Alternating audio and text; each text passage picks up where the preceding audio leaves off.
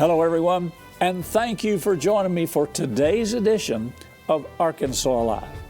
If you've turned on the news, I'm sure you've heard about Russia's invasion of Ukraine. Emotions are high, questions are being asked. Leading Bible prophecy expert Terry James is with me today to talk about today's events and how this may pertain to Bible prophecy.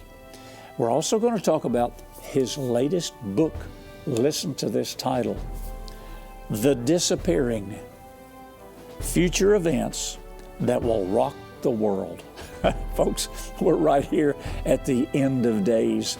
Now is not the time to be asleep or to play games. Now's the time to find out what the Bible says about these issues. So stay tuned. Arkansas Alive starts right now. Terry lives in Benton, Arkansas. He's right here in the midst of our state, and he's quite sought after. He's been on CNN. He's been on the History Channel series. He's been involved in a lot of Bible prophecy. You've seen him on Prophecy Watchers, Christ in Prophecy, right here in on VTN here in Central Arkansas. So if you would, please welcome Terry James to Arkansas Live. Terry, let me shake your hand and thank you for I'm glad being to be here with Pastor. us. Thank you. Thank you. You're such a blessing, and sometimes I pick up the phone and call you if I don't know what to make of something. Well, and I want to have the same privilege to call you. Well, you know a whole lot more about this. You've been at it longer than I have in prophecy. Okay, Russia's invasion of Ukraine. While we don't see anything specifically in the scriptures using those names, Russia, Ukraine, we do know from Ezekiel 38 and 39 that Russia will begin to invade neighboring countries and eventually wind up trying to invade Israel. I'm real concerned. Now, this is just me, so I'm going to ask you this question. I'm real concerned, and now we know all the history from the news people. Putin is an ex-KGB officer. He's a madman. He's insane. He's killing civilians. I mean, he's unpredictable, and we know that he wants the old Soviet Union back. He's going to try to take over these countries. But I'm concerned that eventually Russia is going to find her way down to Syria, where they have a military base, and they're going to invade invade Israel from the north, just like it said in Ezekiel 38 and 39. Do you think that possibly could be the end result of this aggression from Russia? Well, I think as far as the development of Russia moving toward Israel in the Gog-Magog War of Ezekiel 38 and 39, that already started, I believe, back when there's more or less a coalescing of three basic players that will be chief nations that go into this Gog-Magog attack, according to Ezekiel. And that is when Russia and Persia, Russia, Rosh, which I believe all Hal Lindsey and others, Hal just had some other scholars that found this for him, but Rosh or Russia will be one, Persia or Iran will be another, and Togarmah or Turkey will make up that triad, the three chief nations that will come in. Of course, you have Gomer and Put, and some of these other, Ethiopia, some of these others who are more toward Africa, and some more toward eastern part of Europe. That already started, that coalescing of those nations. So when all those three got together at the top of Russia, of Israel, above Israel, I knew that something was going on as far as prophecy is concerned. Now, Putin's latest idea here to start all of this aggression against Ukraine, I believe he will want to take more. I don't believe he's going to stop with Ukraine, no matter. I heard this morning that he was laying on the table three specific things. I can't remember exactly what they were. One of them was a guarantee that they would never join NATO, but there were two others more serious, that he would stop his aggression. But I don't think that's going to happen. He has a Hitlerian he does. type of mentality, and I think it's because, to be honest with you, and I'm not saying he is the one that will lead the charge over to Israel, into Israel, according to Ezekiel, but he sure looks like the Gog character. Putin does, and Gog is actually a spirit, a demon spirit. And if he's got that in him, I believe Hitler had a demon spirit in him, there's no question. Yeah. They both have the same type of aggression-oriented ways of working. And I think that he's not going to stop till he does take over these nations. And unfortunately, we have right now, I think, an administration that's certainly not going to be able to say no. You know, the Apostle Paul said, we don't wrestle against flesh and blood, but against principalities, powers, rulers of darkness of this world, and wicked spirits in high places. And you're exactly right, even though the basic church world doesn't understand this. But our enemy is not people. We're dealing with demonic forces that are inhabiting these people. Stalin, Marx, Lenin, Hitler, Hussein, and now Putin. I agree. And the demonic forces are carrying out the original plan of Satan, which was to take over and become God himself. We find that in Isaiah, in Ezekiel, and we know in Revelation that Satan wants to be God. He hates God. He hates people. He hates Americans. He hates Israel. And all of this, you have to always understand that when these things break out, and you correct me if I'm wrong, this is not just something that happened yesterday or day before or is due to economic and political maneuvering. It was Satan's plan from the very beginning.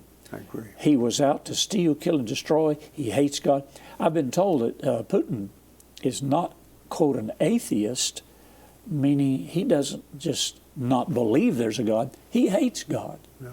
And so that's identifying him with Satan's plan. So go ahead. Well, I agree with that. And Satan's whole plan has been to, as far as a geopolitical situation down through the years, and particularly now, he's always wanted to destroy the people of Israel, God's chosen people. Here's why. Satan knows God. I mean, if anybody knows God and that God is who he says he is, it's Satan. Lucifer, Yet that shows that he is the apex, he is the absolute apex of what we call reprobate thinking in Romans chapter 1, verse 28. God said, because you turn your back on me, I'm going to turn you over to a reprobate mind. Well, Satan is the ultimate reprobate mind, and he knows God. If anybody does, he knows God, and he thinks God has said that he ends up in the lake of fire, right? Yep. That's what God says. That's right. And he knows that's where he's headed. So he figures that shows his insanity. Yep. He still thinks he can defeat God, and he will right up to Armageddon when Christ returns. And that's the ultimate in upside-down reprobate thinking. He's supposed to be the most brilliant creature God ever created, but now he is totally reprobate. He still thinks he can defeat God, and he thinks if he can destroy God's promises to Israel, by defeating Israel, by doing away with the Jewish people, that he will somehow change his own destiny. And it's still going to end up in the lake of fire. But that is Satan. I think that's Satan's whole modus operandi, and I think that he is now inhabiting more so than ever the leaders of this world, some of them, including Putin, in order to accomplish his supposed purpose. And according to Ezekiel 38 and all of these countries that are associated with Russia, used to be a part of the Soviet bloc, Persia, Iraq, Iran, Ethiopia, Libya, Gomer, all of Eastern Europe, Togarmah, which is Turkey. All of these are in the play. I mean, these are, we're focusing now on Russia invading Ukraine, but all of these other countries are involved in this. Russia has military bases in Syria, and I was in Israel 2 years ago when they dedicated the embassy in 2018. I was able to go aboard one of the Israeli Navy ships and talked to the captain. And I said, why does Israel need a navy? He said, well, because the Russian ships patrol our ports and our borders regularly, looking for a place of entry. So all of this is covered in the Word of God. The Russians are eventually going to invade Israel from the north. And let me read this to you, folks, so you'll know. It's my purpose to give you the background and the understanding of why things are going the way they are. In Ezekiel 38, God says, Russia, or Gog, Magog, Meshach, Tubal, I am against you, O Gog. And there are those that take this name out of its setting and apply it to Putin. I am against you, O God, chief prince of Meshach and Tubal. I will turn you back, put hooks into your jaws, bring you forth, all your army, horsemen, all of them clothed with all sorts of armor, a great company with bucklers and shields, and all of them handling swords.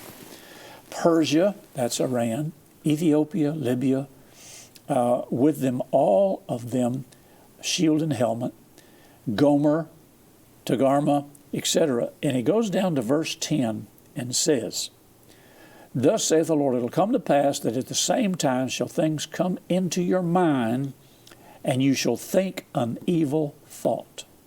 Now this is what's going to draw Russia. Here's the evil thought. You will say, I will go up to the land of unwalled villages. I'll go to them that are at rest and dwell safely, all of them dwelling without walls and having neither bars nor gates, to take a spoil, to take prey, to turn your hand upon the desolate places that are now inhabited, and upon the people that are gathered out of the nations, which have gotten cattle and goods, those that dwell in the midst of the lands. Now, the evil thought that enters Russia's mind is to invade Israel. And yet it says the condition of Israel at that time will be a land of unwalled villages, neither bars nor gates. Well, I was there just 2 years ago. That is not the case. Israel has got plenty of walls, plenty of bars, plenty of security. The Iron Dome, I mean, they're prepared for war. Absolutely. So I just want our viewers to know this is not World War III, okay? Are you listening to me? Where's my camera? Right there. This is not World War III that we're seeing right now. World War III is not taking place. I know there are prophecy teachers that teach it is, but it is not. Terry, what do you say about that? It's absolutely not World War III. I think World War III is being reserved for the tribulation era, right after the church leaves, because Jesus said the judgment will fall the very day that the church is taken out. That's in Luke 17, verse 26 through 30. What I see is, in this, to apply it to current geopolitics, I think that the whole deal with Putin is his whole regime is propped. It's very poor. It's a very poor regime. It is third world in every sense except nuclear capability. Yeah. And Putin's very existence. Putin is rumored to have $250 billion in his own personal coffers. And that is, you don't get that on a KGB salary back in the Soviet days. So his whole regime is propped up by gas and oil right now in the whole world. And this administration, presidential administration, has allowed, by shutting down our own pipelines, our drilling and so forth, for him to become the key holder of the gas and oil that goes to Europe, goes to other places, even though Europe has said they're going to sanction, they'll be cutting off their noses, spite their faces, but they're going to sanction him and cut off oil flowing into Europe. But the fact is, Putin wants, he wants to maintain that. Well, what's his chief? Who is his nearest chief competitor in the region? It's Israel. They found all kind of gas and oils off the Mediterranean coast. They found in the Golan Heights area, which Putin just said that it's no longer sovereign to Israel, which is a very key indicator that he may have the Gog spirit, and that hooks in the jaws possibly. He says that the Golan Heights is no longer Israel's sovereign territory because Israel said they came down on the side of Ukraine in this situation. That's what that was his response, his retort. So he wants gas and oil. He wants to be the king of gas and oil because that's all he's got. That is a very good reason to want to attack Israel, according to Ezekiel 38 and 39, I believe. Yes. Because he will desire that gas and oil they have because he wants to remain. Now I don't know if it be Putin or whoever. Yeah. But that is a real hook in the jaws because Israel, even Europe is going to start taking some of Israel's gas and oil piped in onto the Mediterranean. So it's very interesting things that are developing. You know, you mentioned Putin's possible successor. We know what's going on. We know what's going to happen because we know the scriptures. We don't have to depend on CNN, Fox, NBC, ABC, CBS. We don't have to depend on any of that. Don't get caught up in all of that excitement and anxiety and fear. I like what Prince Philip used to tell Queen Elizabeth. Be calm and carry on. When I was in the Navy, Terry, our captain, I was on a destroyer down in Guantanamo Bay, Cuba, and our captain was Captain Nimitz. He was the nephew of Admiral Nimitz, World War II. And most captains have a saying, and as I was on the helm on the bridge, if he wanted you to stay the course, he would just say, stay the course or steady as she goes, which means keep your last order first. Just keep doing what you're doing. Mm-hmm. And folks, that's what the church has to do. Unfortunately, many pastors don't understand this, and they're not guiding the churches properly. But our whole point today, and we're going to do another program tomorrow, and I want you to be sure and join us, because we're going to talk about Terry's book, The Disappearing. That sounds like a great TV program or a movie. But anyway, we'll get into that in just a minute. In Hilton Sutton's book, World War III, which was written in 1982, Hilton makes this statement. He said, Russia will make no move against Israel until Israel is at rest. Well, Terry, now you correct me if I'm wrong, the only place I see in Scripture where Israel ever becomes into a place of rest is after the rapture of the church takes place, the Antichrist and the false prophet take their position on stage, and they create a peace treaty and a covenant with Israel, and Israel and the rest of the world, everybody is at peace for maybe 3.5 years, the first half of the tribulation period. So this time period that he's talking about here is after the church is gone, after we're out of here, and the Antichrist comes and he brings a false peace. So it's very possible that Russia's invasion of Israel will come immediately after the rapture of the church. We're the restraining force. In Thessalonians it says, he that lets will let until he be taken out of the way. Until we're gone, Satan can't do anything. But after we're gone, he comes in, man of the beast system, the man of sin, Antichrist, false prophet, and then he sets up this playhouse kingdom, and Israel is at peace. Their neighbors are at peace with them, and then Russia invades from the north, etc. Anyway, that's a general timeline. How do you feel about that? Well, I think you hit it right on the head. I think that's exactly what's going to happen. The rapture is going to take place, and then the Antichrist is going to. There's going to be we don't know what kind of gap there will be between the rapture and the signing of the covenant. You talk about Daniel 9:27, when the princes shall come, and the princes shall come as the people that come out of the people who would destroy the sanctuary and city, which is Jerusalem, and the temple atop Mount Moriah. And that happened, of course, in 70 A.D. when when the Romans came in under Titus and he they destroyed the temple. He ended up destroying the temple, just as Christ had predicted. So the prince that shall come out of this people. In other words, they will come out of the Roman Empire, and I believe will come out of the central area of the Roman Empire, probably. So he will sign a covenant with the many, it says, with Israel and all its surrounding neighbors. And certainly, as you mentioned, Pastor Caldwell, when we were talking privately, the Iron Dome and all these other things they have, Israel has. They're certainly not without unwalled villages, and they will be when this attack, Gog-Magog attack, takes place. So the Antichrist will sign the covenant, I think, with the people of Israel. And this is what brings on the tribulation. Yeah. This is what starts the tribulation, because it is Christ, as God says in Isaiah chapter 28, verses 15 and 18. It says it's a covenant made with death and hell. In other words, God views it as a covenant, as a deadly, deadly covenant.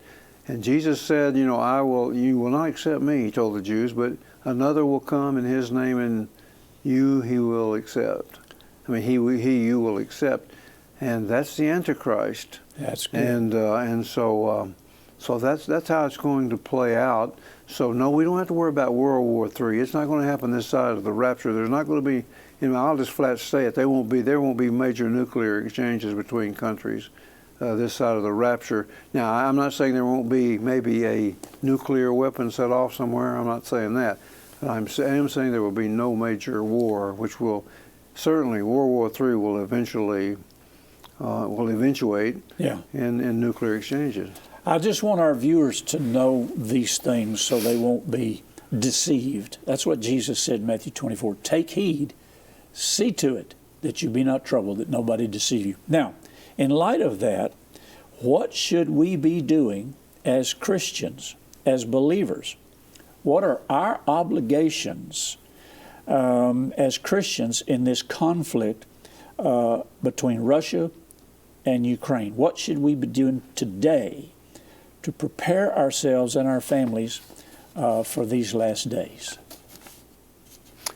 Well, we should, first of all, we should be praying, and we should be praying people. That's one of the hardest things in the world to do, is to discipline yourself to sit down and pray.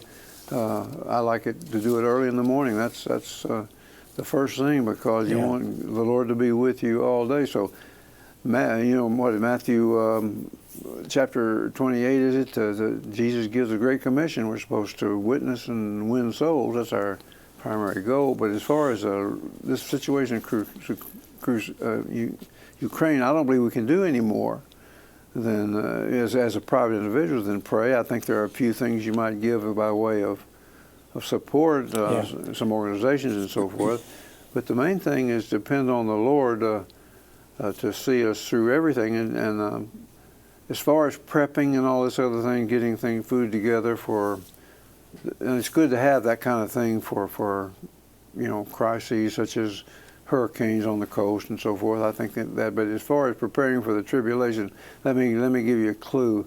There's no way you could possibly prepare for the tribulation by prepping and this sort of thing. So I think just keep your eyes on Christ, on trying to stay as close to Him as you can. Yep. And be a praying people. I'll keep him in perfect peace whose mind is stayed upon me. Absolutely. I'd like to take a break right now from our conversation and put up the contact information for Terry if people would like to contact him. He's got a lot of books out there. I've read them over and over again. I use them as resource books. So if you would put this up here. Now, this is how you can order his new book, The Disappearing. We're going to talk about that in a minute and tomorrow. You can place an order by emailing. There's the information up there on the screen for you to write down or go online. It's available Amazon or email to request your copy. Penny Dutton, is that right? That's right, yeah, that's correct. Yeah. IED, Penny Dutton at gmail.com and pdutton@skywatchtv.com. And you see Skywatch program here on VTM every Saturday. Yeah, Penny will take your order. Okay. Yeah. So Penny is the contact person. Penny Dutton at gmail.com and pdutton@skywatchtv.com. And here's the book, and you want to get a copy of this. I have not read this yet. You just brought it in here today. I'm going to be sure and read this. The Disappearing, Future Events That Will Rock the World. Okay. Before we come back and start discussing some more on today's program, I would like for you to put up the information about how you can help support the Ukraine people. We have partnered with CUFI, Christians United for Israel. Now just leave this up here as long as I'm talking. If you would like to help save Jewish Ukrainian people get out of the Ukraine, go to that website, jhm.org, or call 1-800-854-9899. Now, you can support financially. You can send checks, donations, but they need to be payable to CUFI. Don't send them to VTN. CUFI, P.O. Box 659240, San Antonio, Texas, 78265-5149. And the reason I'm doing this is I've been on the board of CUFI for a number of years, 15 years now.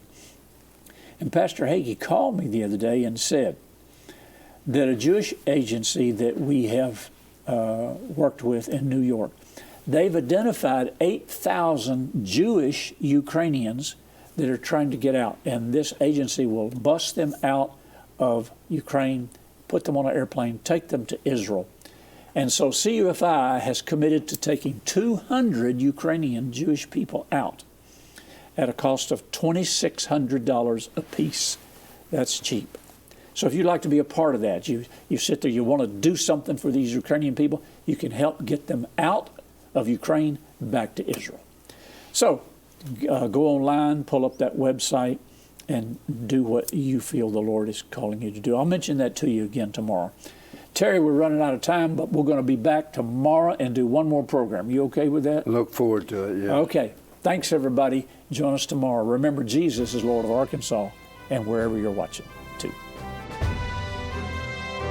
Send your questions, comments, and testimonies to Happy Caldwell at Post Office Box 26207, Little Rock, Arkansas 72221, or email happycaldwell@vtntv.com. Remember to follow VTN on Facebook at VTN Your Arkansas Christian Connection, and follow Happy Caldwell on Twitter at Happy_Caldwell. VTN is on Roku. Search VTN in the channel store and add us to your lineup. Today's episode is available to watch on demand at VTNTV.com and click Watch. You can also watch VTN via live stream at VTNTV.com.